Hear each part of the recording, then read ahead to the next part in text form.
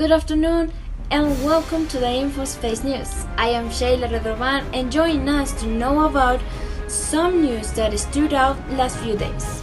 We start with information. Now we start with the national news. In this opportunity we will talk about the transportation apps. Our friend Cristian Andrade is going to help us with more information. Good afternoon, these are the news. President Guillermo Lasso stopped restriction on private transport apps for violating the right to work. One of the aspects that the most concerned private mobile service apps like Uber, Cabify, and others was the text approved by the previous assembly, leading to confusion. In particular, this article was observed that would for the technological platform or transport service application to be exclusively owned by transport operators with the enabled title. So President Lasso has considered that the restriction would violate the right of people to develop economical activities, as well the right to work of more than 70,000 families that currently depend on this type of platforms.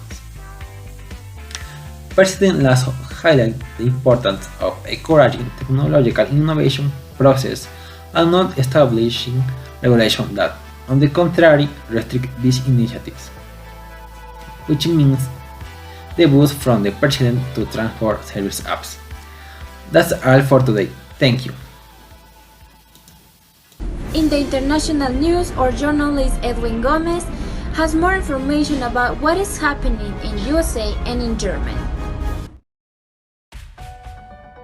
Fauci urged China to release medical records of Wuhan research.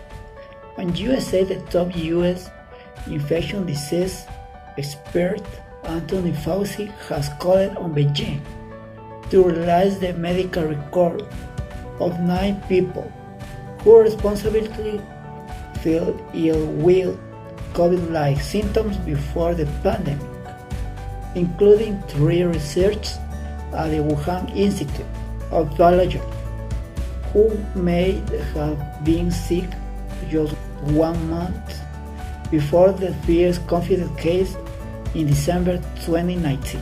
The document, he said in an interview with the Financial Times published Friday, could have resolved the debate over the origin of the coronavirus, amid growing speculation that the pathogen may have escaped from a Chinese lab. And in Germany, the top German Catholic Church official offered resignation over catastrophe of sexual abuse. Rome and Berlin, a top official in Germany's Catholic Church, has offered to resign as the Archbishop of Munich, saying the shared responsibility for the catastrophe of sexual abuse by church officials.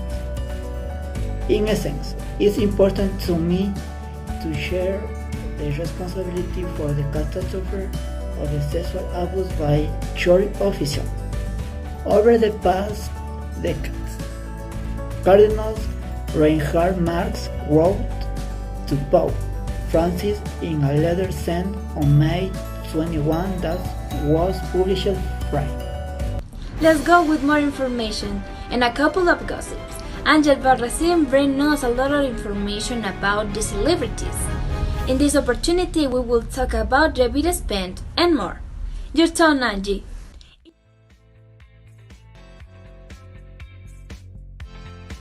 Hi everyone, welcome to the station Showbiz. I am Anghi Albarrasin and today we're going to talk about the famous Eddy Cepeda.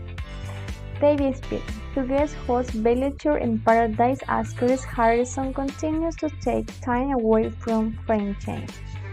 Eddy Cepeda will be assuming to the role of guest host of the coming season of Bachelor in Paradise, with the franchise longtime host Chris Harrison continues to take a break from the show after he defended Rachel Kimnower's alleged racist past.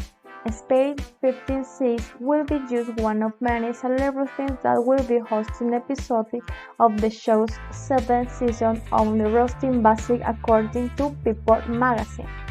Followers of Speed will be know that he is a Bailey fan and offer his comedic take on each episode when it airs on ABC. I like it all, Spade said in an episode of Jimmy Kimmel Live, after he was asked about if he prefers the belly shirt or the belly shirt. I just make fun of whatever in front of me. Meanwhile, Harrison said in March appearance of Good Morning America that he thinks of returning to the French, but didn't make it clear when exactly that will be. I'm really sure that this movie will be great, so my darling spectator, we have to watch it. Now, Michael Walker is going to continue with the section of the sports. I hope you soon. Bye. In addition of couple of gossips, the sports are also important in our news. Let's see the note about the sports news in this week. In hands of Eddy Cepeda. Good morning, good afternoon, good evening. Welcome one more day with sports more qualifiers for Qatar 2022 World Cup in the South American region. Resumed this Thursday, June 3. After 7 months due to this pandemic, since the matches were going to be in March, important matches are coming in these qualifiers. This June 3, the matches will be